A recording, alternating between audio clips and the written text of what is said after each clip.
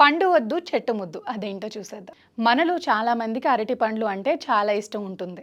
వీటిలో ఎన్నో రకాలు కూడా చూసే ఉన్నాం. అయితే అచ్చం అరటి పండు లాగానే కనిపించే ఈ పండును ఎప్పుడైనా చూసారా? ఇది ఇథియోపియాలో మాత్రమే పండుతుంది. ఇది అరటి జాతికి చెందిన పండు అయినా దీనిని తినలేం. కేవలం ఆకారం మాత్రమే పండులా ఉంటుంది. కానీ ఇది పండు కాదు. అందుకే దీనిని ఫాల్స్ బనానా అని అంటారు. పండు మాత్రమే కాదు, దీని చెట్టు కూడా అచ్చం అరటి చెట్టులాగే ఉంటుంది. పండు ఉపయోగపడకపోయినా చెట్టు బెరడు, కాండం, మొదళ్ళు, వేర్లు మాత్రం బాగా ఉపయోగపడతాయి. అక్కడి స్థానికులు వీటి నుంచి ప్రత్యేకమైన పద్ధతిలో నార తీస్తారు.